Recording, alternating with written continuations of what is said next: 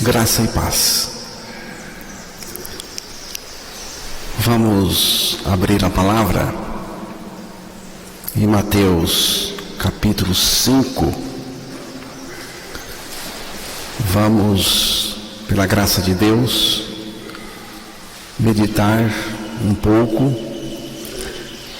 sobre as bem-aventuranças que Jesus ensinou. As bem-aventuranças são ensinamentos que Jesus pregou no Sermão do Monte ou da montanha. O Sermão do Monte, como é conhecido, ou Sermão da Montanha, é o discurso de Jesus que pode ser lido no Evangelho de Mateus, capítulos 5, 6 e 7. Capítulo 5, versículo 1 e 2, vamos ouvir aí para o começo aqui da nossa meditação. Vendo Jesus as multidões, subiu ao monte e, como se assentasse, aproximaram-se os seus discípulos. E ele passou a ensiná-lo, dizendo: É por isso que é chamado Sermão do Monte. Jesus, ele subiu a um monte. Jesus, vendo as multidões, subiu a um monte e acomodou-se. Nesse momento, se aproximaram dele os seus discípulos. E Jesus passou a ensiná-los. E Jesus começa com as bem-aventuranças. Entre Jesus e a multidão estavam seus discípulos. Embora o ensino de Jesus neste capítulo serve para todos, mas Jesus foi muito específico em relação aos seus discípulos. Nesse sermão, Jesus revela o que ele espera de cada um de seus discípulos. E como eles, os seus discípulos, serão bem-aventurados. Jesus começa o Sermão da Montanha com as bem-aventuranças. São 9. E essas 9 bem-aventuranças poderiam ser sintetizadas em um único versículo: já estou crucificado com Cristo e vivo não mais eu, mas Cristo vive em mim. Essas bem-aventuranças estão todas relacionadas ao caráter do discípulo de Jesus, com a nossa interioridade. E isto mostra que Deus está atento às motivações e tendências interiores. Eu não sei detectar as motivações do coração de vocês. Quais são as tendências de dentro de vocês? Eu creio que seja Jesus. O exterior, irmãos, pode ser maquiado. O exterior de uma pessoa pode ser maquiado, mas o interior não. Agora sim podemos ver Mateus 5, versículo 3. Bem-aventurado os humildes de espírito, porque dele é o reino dos céus. Bem-aventurados os humildes de espírito, porque deles é o reino dos céus. Vejam, os irmãos, que Jesus colocou a humildade como a primeira causa da bem-aventurança ou da felicidade verdadeira da pessoa. Humildade, o que é? O que é humildade? Humildade, irmãos, é quando nós reconhecemos pela graça de Deus, que tem que ser pela graça, que não somos nada. Humildade começa com o meu fim em Cristo. O meu fim em Cristo. Porque o meu fim em Cristo é uma bênção para mim. O meu fim fora de Cristo, aí eu estou errado. O meu fim em Cristo. Em meu fim está o meu começo para Deus. O meu começo para o reino de Deus. O meu fim em Cristo é o começo de Cristo em mim. Porque o meu fim em Cristo é na cruz. Mas aí vem a ressurreição. E na ressurreição Cristo vem viver em mim. Estou crucificado com Cristo e vivo não mais eu, mas Cristo vive em mim. Nisto consiste a verdadeira humildade. Você não precisa ficar esquentando a cabeça sobre o que é humildade, definir humildade, escrever muito sobre humildade. Basta você crer assim: estou crucificado com Cristo e vivo não mais eu, mas Cristo vive em mim.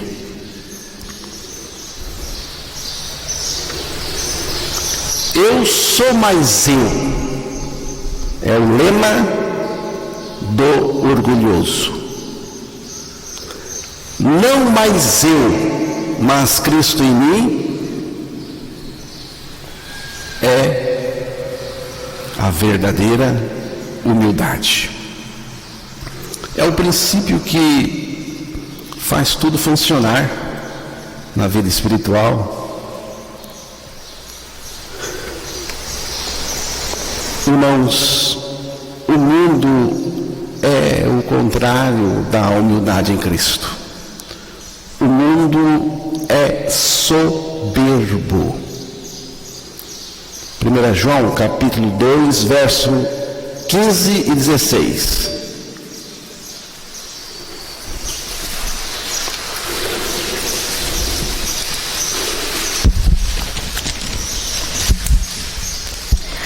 Não ameis o mundo, nem as coisas que há no mundo. Se alguém amar o mundo, o amor do Pai não está nele.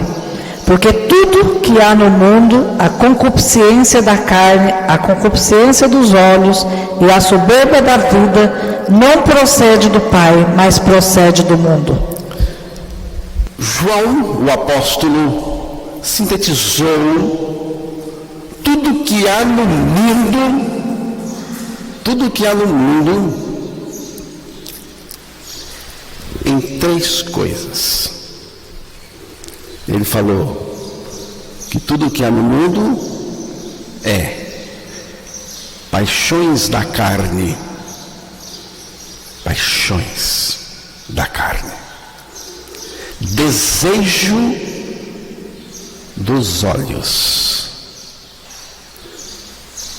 e soberba da vida. Soberba é o eu, soberba.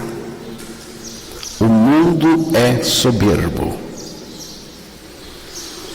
Este mundo, irmãos, se encontra num estado de soberba, arrogância e orgulho. Não foi à toa que o apóstolo João disse que o mundo está no maligno. Um estado de altivez. Esse mundo é terrível. Há muita arrogância, muita soberba. Quem é você? Quem é você? Eu sou morto. Sou morto em Cristo. O que você pensa que é? Morto em Cristo. Crucificado com Cristo.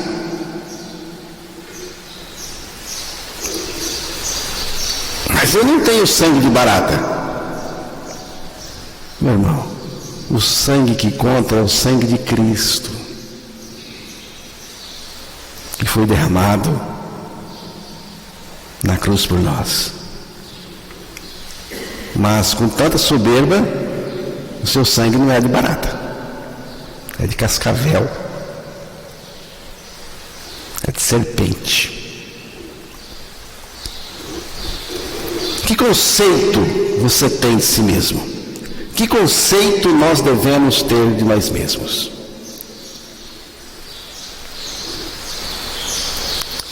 O ser humano, por causa do pecado, ele tem alguns conceitos errados de si mesmo.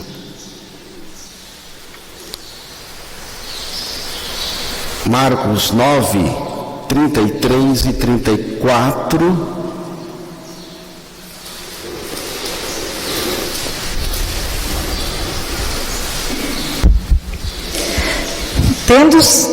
Tendo eles partido para Cafarnaum, estando ele em casa, interrogou os discípulos: de que é que discorreis pelo caminho? Mas eles guardaram silêncio, porque pelo caminho havia discutido entre si sobre quem era o maior. Jesus perguntou aos seus discípulos, o que eles tinham discutido pelo caminho, mas eles calaram-se. Ninguém falou nada. Ficaram em silêncio. E qual o motivo desse silêncio? É que eles tinham disputado entre si qual era o maior. Quem é o maior? Essa disputa, irmãos, essa concorrência está dentro da pessoa desde a mais tenra idade. Toda criança tem dentro de si esse conceito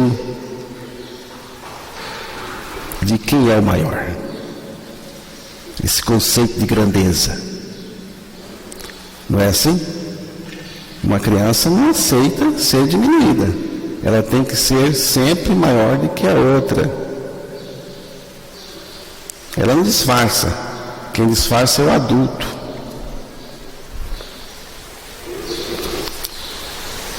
Então, irmãos, o pecador quer ser grande até nas pequenas coisas. Quer ser grande até na bestice. Né? Cada bestice maior do que a outra. E um quer ser mais besta do que o outro, porque até nisso a arrogância é terrível. Então é a obra do pecado dentro do ser humano. Mateus 26, 33 a 35.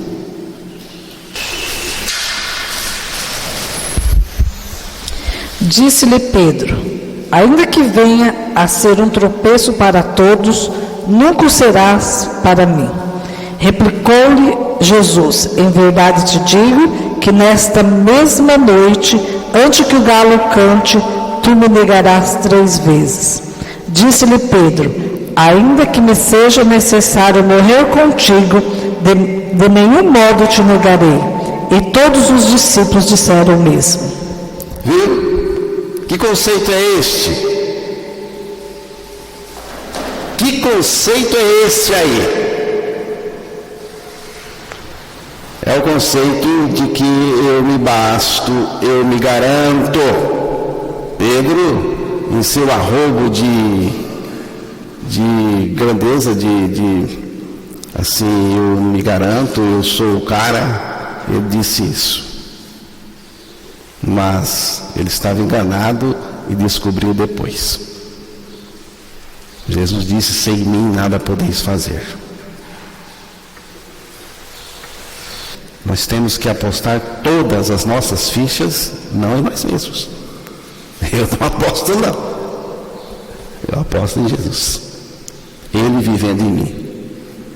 Ele é capaz, competente para me guardar, para me livrar e tudo mais.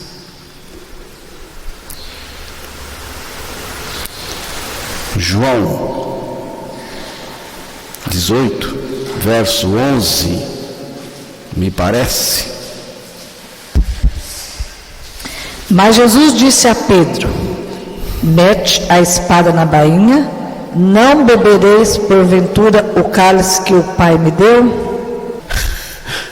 Qualquer coisa a gente mete bala. Esse é o conceito de guardião. Tomar para si a responsabilidade de defender o projeto de Deus, defender o reino de Deus, defender a palavra, defender Cristo. Meu irmão, eu não tenho essas condições, porque eu é que preciso ser defendido por Cristo, pela palavra e pelo Evangelho. Eu não sou defensor de Jesus. Ele é tudo para mim. Eu o amo, mas eu não sou defensor dele porque eu não tenho condições de defender o Senhor. Ele é que me defende.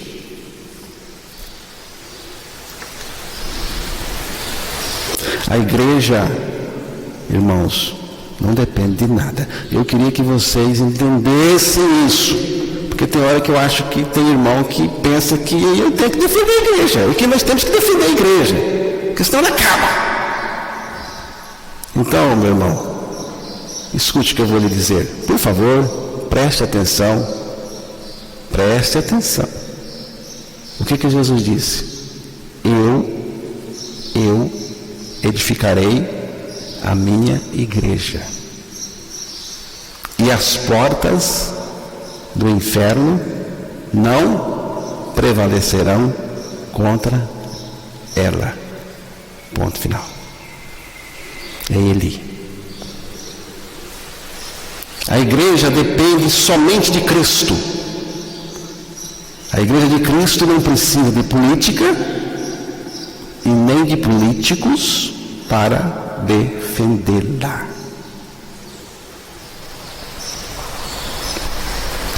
Quem defende a igreja é Cristo mesmo. A igreja de Cristo não precisa de nenhum poder deste mundo para se estabelecer. Não precisa. Agora, se Jesus quer que nós, como igreja, soframos o martírio, vamos para o martírio. Qual é? Vamos ou não vamos? Se Ele quer, nós vamos. E se Ele quer que nós não, não. Porque é Ele que nos defende. Jesus disse a Pedro: põe a tua espada na bainha. Você está muito nervoso. Calma. Com essa atitude, Pedro estava dizendo para Jesus o seguinte: atitude de puxar a espada e defendê-lo. O senhor não vai lutar, não? Estou achando o senhor meio mole, viu, Pedro? A ideia é essa. Estou achando o senhor meio mole. O senhor não vai lutar? Vai se entregar assim numa boa?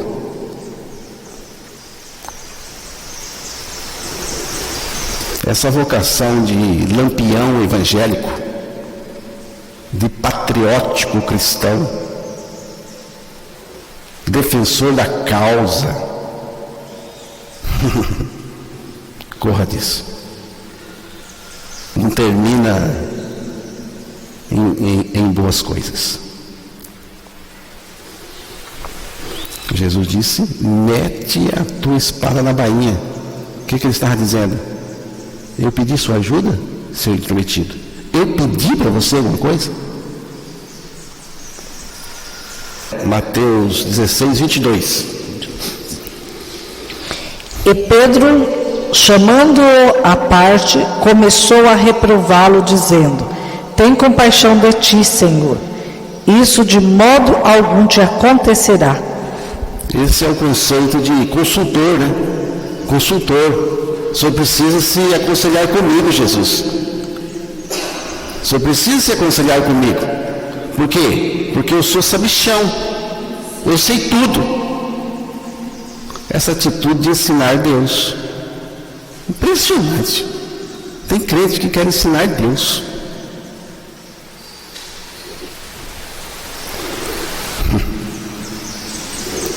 É homem velho isso. O homem velho é que tem essa atitude de querer ensinar Deus.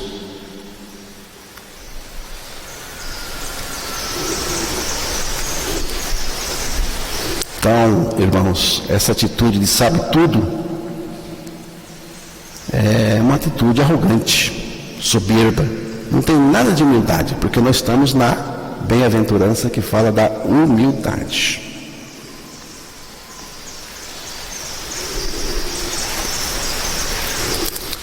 Mas então, irmão José Rabelo, qual conceito devemos ter de nós mesmos? Então, se vocês esquecerem, eu vou refrescar a mente, tá?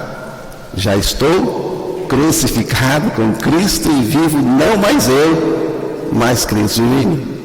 É o conceito, pelo menos é o conceito que eu tenho de mim mesmo. Vamos lá então para Mateus 5,4.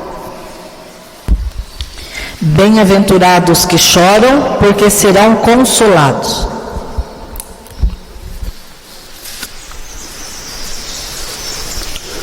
Bem-aventurados os que choram, porque serão consolados. Consolados pelo Senhor. Choro. Que choro é esse? Não é mimimi, não. Não é mimimi, não. Não é manha, não. Não é ser vergonhice, não. Não é safadeza, não. O choro destacado por Jesus é a expressão verdadeira do arrependimento. É aquele choro que envolve profunda convicção de pecado. Acabei de dizer agora há pouco. Alguém diz assim: já orei e o Senhor não me deu. O novo coração não me deu. Então, você ainda não está sob convicção profunda de pecado. Porque se você tivesse sob convicção profunda de pecado, você chegaria diante do Senhor com a cara no chão e dizendo: eu sou um maldito merecedor da morte, eu preciso morrer, morrer e morrer. Aí você está maduro para receber a obra da cruz lá. É morrer em Cristo.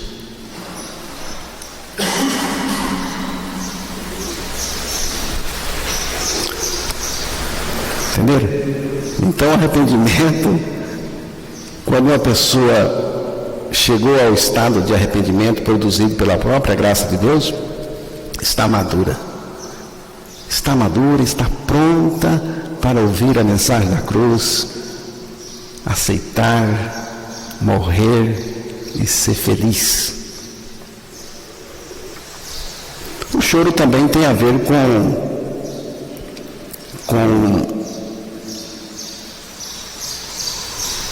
o sentimento sincero que temos pelas pessoas, as pessoas pecadoras. O nascido de novo, ele tem esse sentimento de choro, esse sentimento. Muitas vezes ele não chora com lágrimas, mas o sentimento é profundo em ver uma pessoa indo para o inferno. Então esse choro também tem a ver com a pregação do Evangelho, que é uma luta muito grande. E aí tem consolo, né? E o consolo chama-se Cristo. Mateus 5,5. Vamos mais rápidos. Bem-aventurados mansos, porque herdarão a terra. Manso. Manso. O que é um manso? O que é mansidão? Mansidão não é boboca. Manso não é o boboca, o tonto, o covarde. Não é.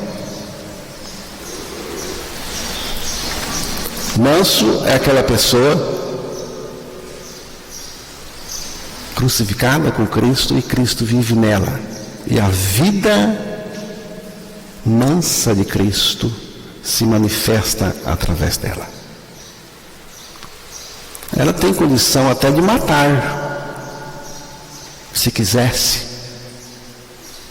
mas não faz nada disso e nem quer isso, porque a mansidão de Cristo é a mansidão de Cristo. É a mansidão do Senhor do universo que tem autoridade sobre toda a carne. E ficou calado diante dos seus algozes e deixou ser humilhado em uma cruz, sem nenhuma reação rancorosa. Você pode até ter reação, mas não aquela reação de vingança, rancorosa. Eu mato ele, eu pego ele, eu dou um jeito nele, vou puxar o tapete. Jesus mansamente suportou tudo. Então, irmãos, a mansidão também tem a ver com o amor. E não existe falência no amor. Não vou amar mais não. Já cansei. Não existe falência no amor. É Cristo manifestando a sua mansidão em nós e através de nós. Irmãos, a humanidade, o mundo pensa em termos de força, agressividade. Acabei de dizer, o mundo é soberbo. É muita agressividade nesse mundo. Mas o cristianismo pensa em termos de mansidão, a mansidão de Cristo. 6, Mateus 5,6. Bem-aventurado os que têm fome e sede de justiça, porque serão fartos. Tá aí. Você está com fome de quê agora? É de churrasco? Churrasco. Então vamos demorar mais, que aí vai aumentar a fome. Está bem dito aí. É fome e sede de justiça. Jesus colocou a fome e a sede de Deus como condições que garantem a nossa felicidade. Você tem fome de Cristo? Tem fome do Evangelho? Tem fome da palavra? Tem fome de justiça? A justiça de Deus? A justiça de Cristo? Então, irmãos, temos que beber. Beber o quê? Beber Cristo. Quem tem sede, vem a mim e beba. Comer o quê? Quem de mim se alimenta, disse Jesus, é o pão da vida. Nós temos que beber da vida de Cristo, beber do Evangelho. Aí sim, feliz é aquele que se alimenta do pão da vida, bebe a vida de Cristo, bebe o Evangelho, que se farta da justiça de Cristo. Mateus 5:7. Bem-aventurados misericordiosos, porque alcançarão misericórdia. Misericórdia. Temos que ter misericórdia do outro. Temos que ter. 8. Bem-aventurados limpos de coração, porque verão a Deus. Pureza total, santidade. Verso 9. Bem-aventurados pacificadores, porque serão chamados filhos de Deus. Os pacificadores, quem são? São os portadores da paz de Cristo no seu interior. Aquele que tem a paz de Cristo, a minha paz eu vos dou. E essa paz é Ele mesmo em nós. Irmãos, os discípulos de Cristo têm o interior pacificado e ao mesmo tempo são pacificadores. O interior pacificado tem paz no interior, tem paz. É preciso pacificar o mundo pela pregação do Evangelho.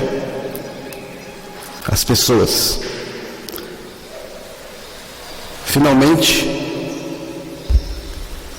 Mateus 5, 10 ao 12. Bem-aventurados perseguidos por causa da justiça, porque deles é o reino dos céus. Bem-aventurados sois quando por minha causa vos injuriarem e vos perseguirem, e mentindo disserem todo mal contra vós. Regozijai-vos e exaltai, porque é grande o vosso galardão nos céus, pois assim perseguiram os profetas que viveram antes de vós. E agora? E agora? Essa bem-aventurança é por causa da perseguição. Somos perseguidos, maltratados pelo mundo, pelos inimigos da cruz de Cristo. Jesus disse que os seus discípulos seriam perseguidos, maltratados, caluniados, injustiçados e até mortos por causa dele. E agora? Jesus diz para você: você vai ser perseguido, maltratado, caluniado, injustiçado e até morto por causa de mim. Você seguiria o Senhor?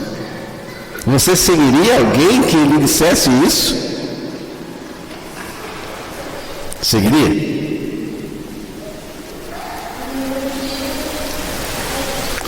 Sabe por que Jesus disse isso? Primeiro, porque é assim mesmo. Tem perseguição mesmo. Depois, é o seguinte: se você quer me seguir, você vai seguir porque você me ama. Essa bem-aventurança mostra o seguinte, irmãos: o único motivo que temos para seguir o Senhor é porque o amamos, somos gratos e queremos adorá-lo. É por amor. O verdadeiro discípulo segue a Jesus por aquilo que Jesus representa para nós. Não é por aquilo que Ele nos dá, e Ele nos dá. Ele nos dá muito. Mas temos que seguir Jesus por aquilo que Ele é. Que Ele é. Se Jesus chegar e dizer assim: olha, vou tirar todas as bênçãos materiais que eu te dei, todas as bênçãos materiais, você vai ficar sem nenhuma. Mas o senhor vai ficar? Não, vou. Então pode tirar. Pode tirar. Pode tirar tudo. Se o Senhor vai ficar, o Senhor tira tudo e eu fico com tudo, porque o Senhor é meu tudo. Se você chegar a essa compreensão, a esse ponto, então você pode dizer: eu sigo Jesus por amor. Por amor. Então, essas 9 bem-aventuranças podem ser resumidas, sintetizadas em uma única frase: não mais eu, mas Cristo em mim. Então, ouviremos do Senhor: bem-aventurados sois.